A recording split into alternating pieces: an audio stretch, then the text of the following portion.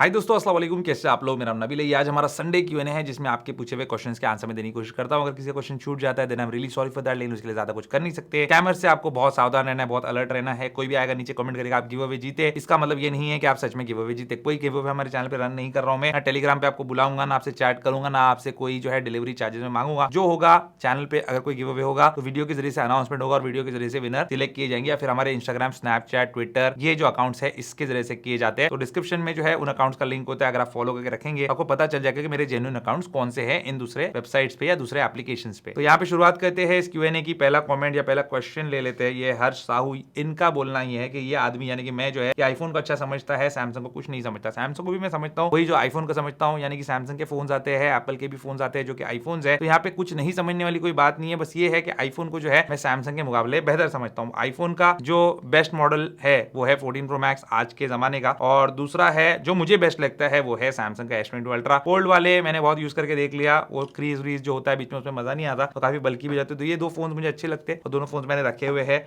और कुछ नहीं समझने की कोई बात नहीं है। लेकिन मुझे ऐसा लगता है कि आपने जो है आईफोन यूज नहीं किया। अगर आपने यूज किया होता तो आप ये कमेंट नहीं करते, आप बोलते यार सच में दोनों चीज जो है तो बहुत ही अच्छी, लेकिन आईफोन थोड़ा सा बेटर है। अगला क्वेश्चन है राधा श्याम फैशन का है, बोलते रिफर्बिश आईफोन 11 Pro Max लू 48,000 का, या फिर नया आईफोन 13 लू 67,000 का। देखो नया लेना इज ऑलवेज बेटर, क्योंकि टेंशन फ्री रहते हो, एप्पल की वारंटी रहती है, कुछ भी प्रॉब्लम नहीं आता। और जब पैसा आप 67 स्पेंड कर सकते हो तो 67 स्पेंड करने में क्या प्रॉब्लम है। दूसरी बात 48,000 वाले फोन को 67,000 वाले फोन से कंपेयर मत कीजिए, दोनों में एक्सपीरियंस स्लाइटली अलग हो सकता है। 11 Pro Max भी अपनी जगह अच्छा फोन है, लेकिन आप उसकी जगह 12 Pro ले सकते हो जब 67 का बजट लेके चल रहे हो। 50-55 में 12 Pro आपको आ जाएगा। इसी तरीके से सेकंड हैंड या फिर ओपन बॉक्स वगैरह वाला, वो आपके लिए 13 से बेटर डिवाइस साबित होगा। उसमें बेस स्टोरेज भी 128 होगा 13 जैसा, एक कैमरा एक्स्ट्रा भी आपको मिल जाएगा और 5GB दोनों के अंदर मिलेगा और बेटर बिल्ड वगैरह मिलेगी। तो 12 Pro को आप कंसिडर कर सकते हो। अगला क्वेश्चन है अतुल यादव का, ये बोलते हैं कि मुझे आईफोन 13 Pro डेमो लेना चाहिए, कि एप्पल ऑथोराइज स्टोर से वो लोग 6 मंथ की वारंटी और बिल वगैरह भी ऑफर करे, क्या मुझे कोई इश्यूज आएंगे, क्या कुछ फेस करना पड़ेगा क्या? देखो एप्पल स्टोर जो होता है उसके अंदर हमेशा हर साल, जैसे इस साल 14 Pro Max के मॉडल जो है वो डेमो पे लगे होंगे, पूरा टाइम चार्ज होते रहेंगे, कस्टमर्स आएंगे उसके बाद खेलेंगे और चले जाएंगे, ज्यादा कुछ यूज नहीं होता, लेकिन स्क्रैचेस वगैरह उस पर रहते हैं, स्लाइड यूजेज के मार्क्स रहते हैं, क्योंकि लोग जो है बिना कवर का वो आईफोन रहता है, कभी टेबल पे ऐसा रख देता है कोई, कभी डिस्प्ले पे स्क्रैच जाता है और स्क्रीन गार्ड वगैरह वहां पे लगाया नहीं जाता है। अब एप्पल स्टोर वाले जो है ये फोन को खरीदते हैं एप्पल से एट अ डिस्काउंट, लेकिन एप्पल से उनको खरीदना पड़ता है, एप्पल उनको फ्री में नहीं देता। जो डिस्प्ले पे वो लोग फोन लगाते हैं, भले वो एप्पल का खुद का शोरूम होता है, मतलब एप्पल के बिहाफ पे वो लोग चला रहे हैं उसको ऑब्वियसली, लेकिन लोग थर्ड पार्टी होते हैं, एप्पल ऑथराइज रीसेलर, और एप्पल से उनको खरीदना पड़ता है। तो साल भर होने के बाद वो अपना ये वाला स्टॉक जो है निकाल देते हैं। इसमें सिम नहीं डला होता, किसी ने उसको लेके नहीं गया होता बाहर, अच्छी कंडीशन में फोन होता है। बस ये है कि बैटरी थोड़ी आपको हेल्थ उसकी कम देखने मिलेगी और स्क्रैचेस देखने मिलेंगे। अब इसका फायदा और नुकसान क्या है जो ये लोग ऑफर करे वो बता देता हूँ। ये 6 मंथ की वारंटी ऑफर करे, ये इनकी खुद की वारंटी होगी, एप्पल की वारंटी नहीं होगी ऑफिशियल। तो आपको इनके ही सर्विस सेंटर में जाके, सपोज आप इमेजिन से ले रहे हो तो इमेजिन में ही जाके आपको जो है फोन रिपेयर करवाना पड़ेगा। तो ये अच्छी डील है, अगर आपको कम प्राइस में मिले तो आप ले सकते हो। लेकिन क्यों मैं बोल रहा हूँ एप्पल की वारंटी नहीं है, आपने तो लिखा नहीं, फिर भी मैं बोल रहा हूँ, क्योंकि जब 13 Pro लॉन्च हुआ था तो right from the first day वो लोगों ने इसको डिस्प्ले पे रखा, साल भर इसको डिस्प्ले पे रखा, और अब जब 14 Pro आ गया तो 13 Pro को हटा दिया, क्योंकि 13 Pro एप्पल ने डिसकंटिन्यू कर दिया है। तो आपको अब मेरी बात समझ में आ गई होगी, अब डिसीजन आपका है, फोन की कंडीशन, बैटरी हेल्थ और जो डील आपको मिल रही है, जो अमाउंट आपको जो है जिस अमाउंट पे ऑफर किया जा रहा है फोन, वो आपको ध्यान में रखना है। अगला क्वेश्चन है टीजे का, बोलते आपने आईफोन को रिस्टार्ट करता हूं फेस टाइम आई मैसेज का एक्टिवेशन मैसेज आ जाता है, वो इसलिए आता है क्योंकि आपने एक्टिवेट करके नहीं रखा है और मोस्ट प्रॉब्ली आप एयरटेल का सिम इस्तेमाल कर रहे हो। अपने जो सिम का मेन बैलेंस होता है, एक तो अपन रिचार्ज पैक मारते हैं 250 का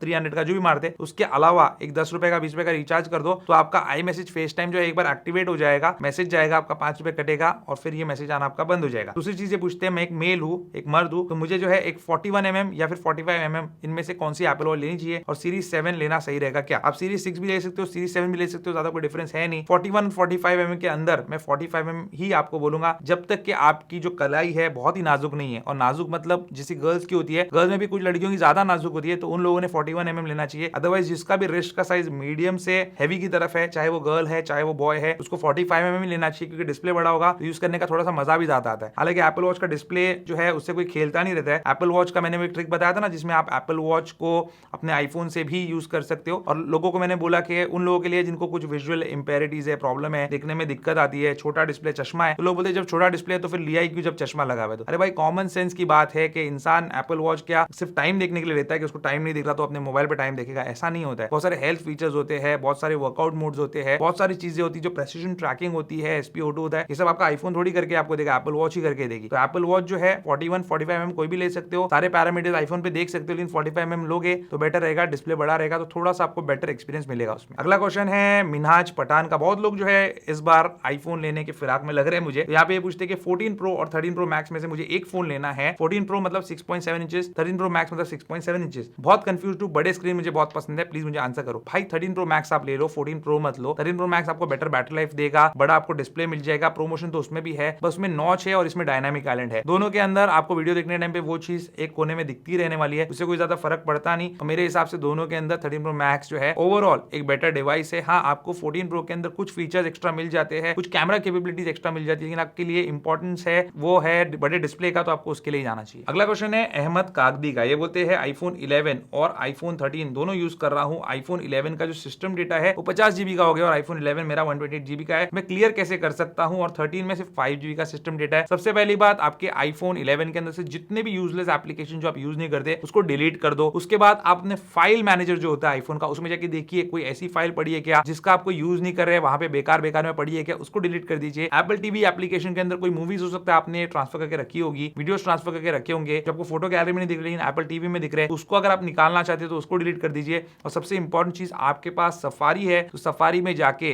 जो आपका जितना भी डेटा है वो सारा एक बार आप क्लियर कर लीजिए। टैब बहुत सारे ओपन होंगे तो उसको क्लियर कर लीजिए, इससे भी आपका सिस्टम डेटा क्लियर हो सकता है। अगर सफारी से आप प्रॉपर्ली क्लियर नहीं कर पा रहे तो सफारी को अनइंस्टॉल करके रीइंस्टॉल कर लो, तब भी ये चीज जो है आपकी क्लियर हो जाएगी। अगला क्वेश्चन है सत्यम का, ये बोलते हैं iPhone 12 pro 512 GB American model use कर रहा हूं 1 साल से, अब मुझे अपग्रेड करना है तो मैं कंफ्यूज हूं 13 प्रो मैक्स लूं या 14 प्लस लूं। दोनों मुझे जो है 80,000 के मिल रहे हैं, तो कौन सा लेना चाहिए? सील बॉक्स है 14 प्लस इंडियन वाला और 13 प्रो मैक्स है वो भी 100% बैटरी वाला है, एकदम न्यू कंडीशन में है बट वारंटी नहीं है, एलएलए मॉडल है मतलब अमेरिकन है, बताइए मुझे। तो और बाद में अप्रिशिएट भी करे तो thank you for the appreciation. आपको मैं एक बात बोलना चाहता हूं, देखो नया लोगे तो टेंशन फ्री रहोगे। 14 प्लस से 13 प्रो मैक्स जो है बेटर मॉडल है, कैमरा एक्स्ट्रा उसमें मिल जाएगा आपको, उसके अंदर जो है बिल्ड क्वालिटी फैंटास्टिक है और ओवरऑल मुझे जो है बेटर फोन लगता है वो। लेकिन अगर आपको टेंशन हो सकता है वहां पे अच्छी कंडीशन में 100% बैटरी हेल्थ है, कुछ भी हो, आपको पता नहीं है किसने यूज किया, किस तरीके से यूज किया, पानी में डुबाया, उसके बच्चे ने उस मोबाइल के अंदर थूका, क्या किया, उसके ऊपर बैठ के सुसु किया, आपको पता नहीं है, तो ये सारी चीजें जो है राज वाली चीज होती है जो कि एक सेकंड हैंड फोन जब आप खरीदते हो उसके साथ आ जाती है। तो अगर आपको एकदम टेंशन फ्री रहना है तो आप 14 प्लस ले सकते हो, लेकिन क्योंकि आपकी जो हिस्ट्री है, आपका जो यूजेज हिस्ट्री है आईफोन का वो 12 प्रो का है, तो आपके लिए ज्यादा सूटेबल 13 प्रो मैक्स हो सकता है। लेकिन यहाँ पे फिर वही बात मैं बोलना चाहूंगा कि एक सेकंड हैंड फोन और नए फोन में ये डिफरेंस जरूर होगा, तो कोशिश कीजिए कि 80,000 से या 80,000 से थोड़ा बजट बढ़ा के या फिर 80,000 के आसपास आपको नया भी मिल जाए, क्योंकि नया भी आपको जो है मिल सकता है 13 प्रो मैक्स। और कितने जीबी का है वो भी आपने लिखा नहीं, शायद 128 होगा या 256 होगा, आई डोंट नो। आप कोशिश कीजिए कि थोड़ा बजट बढ़ा के नया ही ले लो 13 प्रो मैक्स। अगला क्वेश्चन है चिराग उपाध्याय का, बोलते हैं आपने एक शॉर्ट बनाया था जिसमें बताया कि एप्पल वॉच को मिरर कर सकते हैं आईफोन के ऊपर, लेकिन मेरे एप्पल वॉच में नहीं आ रहा क्योंकि Apple watch series 6 and above के लिए है, मैं बोलना भूल गया था, सीरीज 6 एंड अबव के लिए ये फीचर है, तो सीरीज 5 अगर आपके पास है तो ये काम नहीं करेगा। अगला क्वेश्चन है आलोक का, ये बोलते हैं कि मेरा बजट जो है मैकबुक एयर M2 का है 8GB रैम वाला, ये ले लूं या फिर मैकबुक एयर M1 ले लूं बेस वेरिएंट और iPad 9 जनरेशन लूं ताकि एप्पल इकोसिस्टम का मजा ले सको। मैं तो बोलूंगा आपको मैकबुक ले रहे हो ना तो आप iPad लेने की आपको जरूरत तो नहीं है क्योंकि मैकबुक पे आपके सारे काम हो जाएंगे, लेकिन आप सोचते हो कि भाई टच स्क्रीन वाला डिवाइस चाहिए, लेटे लेटे में मूवी देखूं, लेटे लेटे में कुछ एंटरटेनमेंट करूं, बड़ा डिस्प्ले चाहिए, फिर गेमिंग के लिए आप लेना चाहते हो तो iPad आपके लिए ठीक रहेगा। अदरवाइज मुझे कोई इतना ग्रेट सेंस नहीं लग रहा दोनों डिवाइसेस रखने का। मैं रखता हूं क्योंकि हाँ, एक तो मेरे पास वो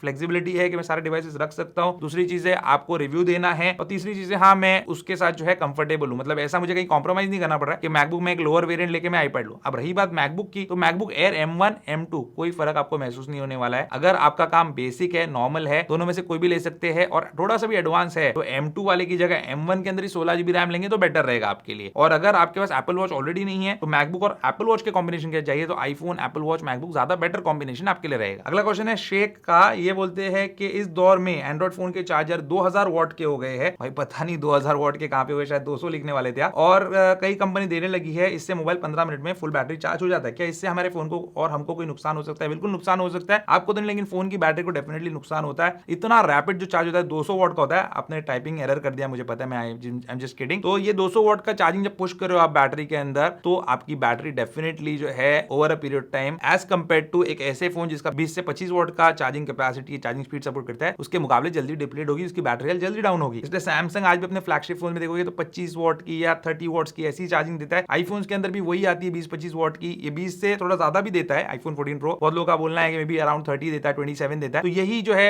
अभी के लिए फिलहाल सही रहे क्योंकि फ्लैगशिप फोन इतने महंगे फोन के अंदर भी यही आता है, क्योंकि कहीं ना कहीं ये फोन जो होते हैं जिनकी 200 वॉट की चाइनीज फोन की बैटरी चार्जिंग कैपेसिटी है, ये जल्दी इनकी बैटरीज खराब भी हो जाती है और कोई भी इनको जो है 5-5 साल यूज नहीं करता, लोगों को पता भी नहीं चलता शायद इसके बारे में। अगला क्वेश्चन है जॉन सिंह का, बोलते हैं मार्केट में brand new iPhone, only iPhone बिक रहे हैं जिनपे व्हाइट स्टिकर लगा हुआ रहता है, तो क्या ऐसे कोई आईफोन सस्ते में मिले तो वो लेना सही है कि नहीं? देखो कोई भी चीज आप ले सकते हो, सस्ते में मिले, महंगे में मिले, किस भी दाम में मिले आप ले सकते हो, बट आपको पता होना चाहिए कि उसको मैं चेक कैसे करूं। अभी आईफोन यहाँ पे मेरे पास है, अब मैं इसको स्टिकर लगा रहा हूँ या कुछ भी लगा रहा हूँ, लिखा हूँ 512 GB 128 GB एकदम चकाचक कंडीशन में रखा हुआ है। आप गए, आप आए, आपको पता नहीं आईफोन के बारे में कुछ भी, आपको मैंने बोला भाई एकदम परफेक्ट कंडीशन में है, आपको मैं 7 दिन की जो है टेस्टिंग वारंटी देता हूँ, आप जाइए टेस्ट कीजिए, कुछ भी होगा तो रिटर्न लेके। 7 दिन में कुछ हुआ नहीं, लेकिन महीने भर में हो गया तो आप क्या कर सकते हैं? इसलिए आपके पास नॉलेज होना जरूरी है कि उसके पार्ट सही है कि नहीं, आप किस तरीके से उसका सीरियल नंबर चेक करें, किस तरीके से उसकी बैटरी चेक करें। मैंने बहुत सारी चीज बताया, शॉर्ट्स में भी बताया कि बैटरी 100% दिखा रहा है, फिर भी कोई फोन की बैटरी ड्रेन होती है, तो कैसे चेक करें। 600 फोटोज आपको बर्स्ट मोड पे लेना होता है, तो ये बहुत सारी चीजें, अब चैनल को अच्छे से फॉलो करो तो आपको समझ में आएगा। ऐसे अगर आप जाओगे विदाउट बॉक्स है लेकिन फिर भी नया दिख रहा है, बिल नहीं है, चलेगा क्या, तो फिर आप फंस भी सकते हो। अगला क्वेश्चन है मुकुल जोशी का, बोलते हैं आईफोन XS मैक्स जो है 4 साल से यूज कर रहा हूँ, बहुत अच्छा चल रहा है, 6.5 इंच का फोन मुझे अच्छा लगता है, लेकिन एप्पल अभी 6.1 इंच निकालता है, 6.7 इंच निकालता है, तो इतने बड़े पे क्यों चला गया? मुझे ऐसा लगता है कि 6.5 इंच भी निकालना चाहिए था, मेरे लिए वो परफेक्ट है। देखो अब उन्होंने सर्वे किया, उनको लगा कि लोगों को और बड़े डिस्प्ले की जरूरत है,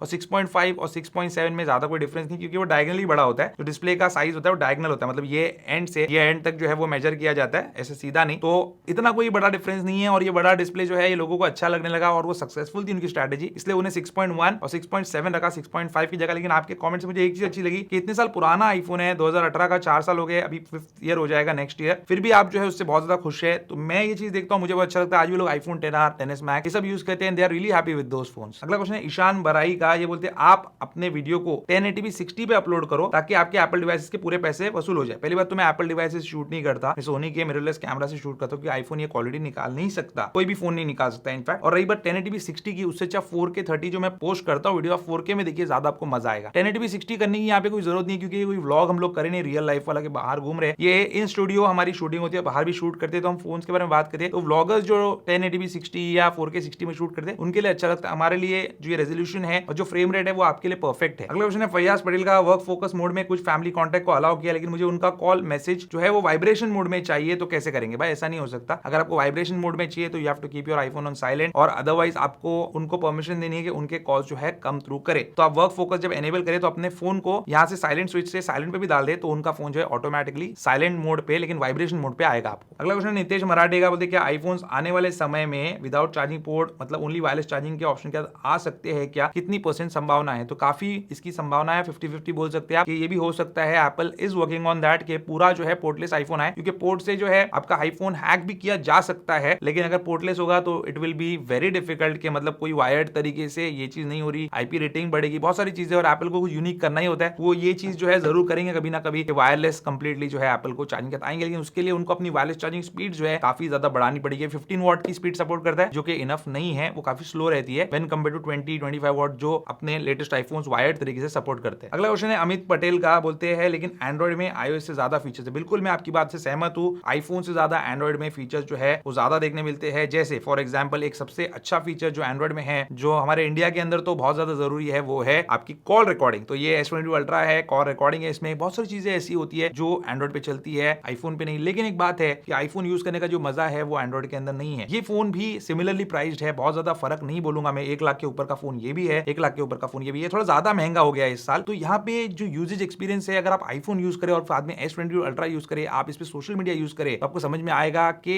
S22 अल्ट्रा का जो यूजर एक्सपीरियंस है वो बिल्कुल कचरे जैसा आपको लगेगा, लेकिन आप उसके लिए लेटेस्ट फ्लैगशिप आईफोन यूजर होना चाहिए। फीचर्स के मामले में डेफिनेटली प्लस पॉइंट है S22 अल्ट्रा के पास या एंड्रॉइड फोन्स के पास, लेकिन जो क्वालिटी है, जो स्मूथनेस है, जो रिचनेस है यूआई का, वो आईफोन का ही बेटर है। अगला क्वेश्चन है HK वर्ल्ड का, बोलते कुछ दिन पहले मैंने थाईलैंड से आईफोन 13 बाय किया, मुझे वहां पे वैट रिफंड भी मिल गया एयरपोर्ट पे, जैसे दुबई में मिलता है, तो आप अपने व्यूअर्स को बता दीजिए। देखिए मैं तो थाईलैंड गया नहीं, वहां से मैंने आईफोन खरीदा, लेकिन आपने बताया तो ये बहुत अच्छी बात है, इजीली वैट रिफंड मिल जाएगा। तो थाईलैंड में भी जब जाए तो स्टोर से जो है वैट रिफंड करने के लिए फॉर्म होता है, वो फिल करके ले लीजिए और उसको रिफंड काउंटर पे एयरपोर्ट पे सबमिट कर दीजिए, आपको रिफंड मिल जाएगा। अगर आप थाईलैंड जाके फोन परचेज करना चाह रहे हो तो ये इन्फॉर्मेशन आपके लिए यूजफुल है। Thank you so much HK world. अगला क्वेश्चन है साकिब भट्ट का, बोलते हैं फुल डे क्या मैं लो पावर मोड यूज कर सकता हूं अपने आईफोन के ऊपर? तो इससे कोई प्रॉब्लम तो नहीं होगा? कोई प्रॉब्लम नहीं होगा, बस आपका जो आईफोन का प्रोसेसर होता है, जो रिफ्रेश रेट होता है, ये सारी चीजें जो है रेस्ट्रिक्ट हो जाती है। मतलब रिफ्रेश रेट आपके आईफोन 14 प्रो का 120 हर्ट्ज तक जाता है, वो 60 हर्ट्ज पे ही रहेगा। प्रोसेसर की जो स्पीड होती है वो भी कम हो जाती है, जीपीयू की जो पावर है वो भी कम हो जाती है, इससे आपका आईफोन बैटरी कंजर्व करता है। तो आप यूज कर सकते, करना चाहे तो इसमें कोई नुकसान नहीं है। अगला क्वेश्चन है विकास शर्मा का, बोलते आईफोन 14 प्रो मैंने चाइनीज वाला लिया है, चाइना हांगकांग वाला, तो उसके अंदर SOS सैटेलाइट वाला जो ऑप्शन आया है वो सपोर्ट नहीं करता। तो ये बहुत ही अजीब सी चीज है, एप्पल को बताना चाहिए था सामने आके। हाँ बताना चाहिए था, लेकिन एप्पल ऐसा बताता नहीं, हर रीजन के लिए कुछ ना कुछ कुछ छोटे मोटे डिफरेंसेस होते हैं। फॉर एग्जाम्पल जो चाइना साइड के हैं उनमें ई सिम नहीं चलता, दोनों फिजिकल सिम चलते हैं। यूएस वाला है उसमें सिर्फ जो है ई सिम ही चलता है, इंडिया वाले में दोनों चलता है। तो ऐसी बहुत सारी चीजें हैं, आपको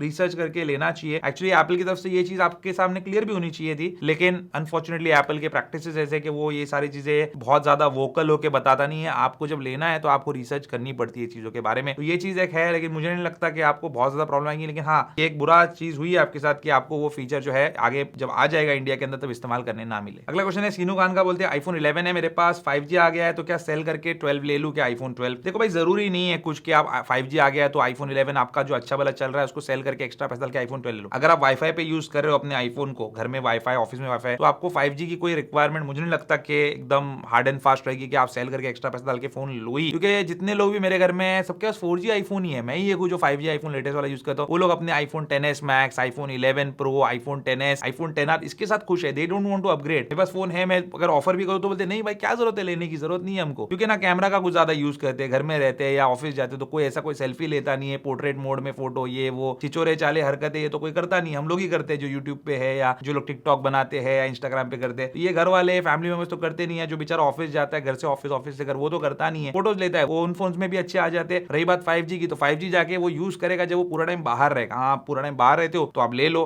5G की स्पीड आपके डेफिनेटली काम आएगी। लेकिन घर या ऑफिस में रहते हो तो आपके लिए वाईफाई ज्यादा बेटर रहेगा। तो अपने आईफोन 11 के साथ रहो, पैसे बचाओ, क्यों वेस्ट करते हो। अगला क्वेश्चन है विनायक का, बोलते हैं जब भी मुझे कोई कॉल आता है अपने आईफोन पे तो विनायक होम और विनायक होम करके लिखा आता है, ऐसे क्यों हो रहा है? क्योंकि डुप्लीकेट कॉन्टैक्ट्स आपके फोन में, एक ही नंबर दो नाम से सेव्ड है। अब चेक कर लो डुप्लीकेट कॉन्टैक्ट्स, अभी नया फीचर भी आ गया iOS 16 में, इजीली आप ढूंढ सकते हो। और जो डुप्लीकेट कॉन्टैक्ट है उसको डिलीट कर दो, एंड 2 अदर्स एंड 3 अदर्स ऐसा भी लिख के आता है, क्योंकि एक ही नंबर मल्टीपल नाम से सेव होता है आपका। अगला क्वेश्चन है स्वरूप का, बोलते हैं आपको नहीं लगता कि आईफोन सीरीज को जो है स्मॉल इंप्रोवाइजेशन की जरूरत है, यानी कि जब फोन लॉक्ड हो हम उसको शट डाउन करने की कोशिश करें तो वहां पे हमसे वो पासकोड मांगे, डायरेक्टली शट डाउन ना हो। बहुत अच्छा आइडिया है ये सैमसंग के फोन्स में होता है, एंड्रॉइड के फोन्स में होता है कि कोई आपका फोन स्विच ऑफ नहीं कर सकता जब तक कि वो पासवर्ड वहां पे एंटर ना करे। मतलब चोर अगर फोन ले जाना चाहता है तो ये चीज जो है आईफोन के अंदर भी होनी चाहिए। मुझे लगता है बहुत सारी ऐसी चीजें जो आईफोन के अंदर होनी चाहिए, जैसे बहुत लोगों को कॉल रिकॉर्डिंग की जरूरत है, वो भी होनी चाहिए, शायद एप्पल कभी ना दे। ये जो आप फीचर बोल रहे हो इसकी जरूरत है, शायद साल 2 साल के बाद दे। तो एप्पल अपना खुद का स्वीट टाइम लेता है, उसकी जब मर्जी होगी, उसको जब फुल सेटिस्फाइड हो जाएगा तब जाके वो जो है वो फीचर देगा। इसलिए एप्पल ने आज तक अपने आईपैड के अंदर कैलकुलेटर नहीं दिया। अब कैलकुलेटर ऐसी कौन सी बड़ी चीज है कि चांद पे जाने वाली, मार्स पे जाने वाली बात होगी, कैलकुलेटर अपने आईपैड के लिए डिजाइन नहीं कर सकते। लेकिन वो लोग सेटिस्फाइड नहीं है उसके लुक से तो वो लोग देंगे ही नहीं। तो एक अलग खोपड़ी, अलग दिमाग वाली जो है कंपनी है एप्पल, तो उसका मजा भी वैसा है। लेकिन हाँ, ये चीजें होनी चाहिए और जैसे जैसे इंप्लीमेंट होगी तो उसमें और अच्छा ही लगेगा हमको यूज करने में। और हमारे इस Q&A का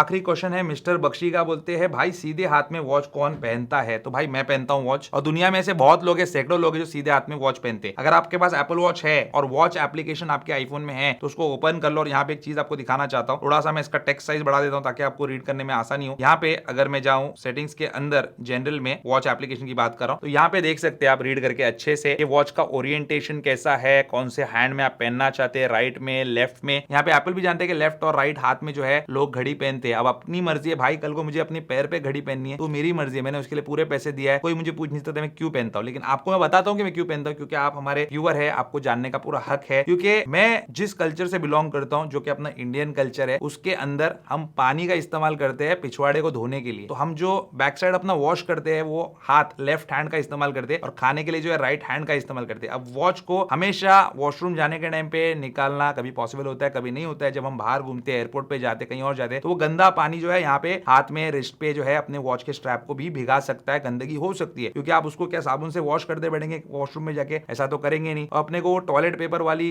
चीजें जो है इस्तेमाल करके सूखा सूखा पोंछने की आदत नहीं है। तो इस वजह से जो है मैं राइट हैंड में वॉच को पहनता हूँ, और एक वो अच्छी चीज है, और राइट हैंड से मैं अच्छा काम करना प्रेफर करता हूँ, तो इसलिए मैं उसको राइट हैंड में पहनना पसंद करता हूँ। तो ये था दोस्तों आज का हमारा संडे Q&A। उम्मीद करता हूँ आपको आज का वीडियो पसंद आएगा। अगर आपके दिल में कोई भी सवाल है तो कमेंट्स में लिख के जरूर बताइए। Thank you so much for watching this video. Good bye.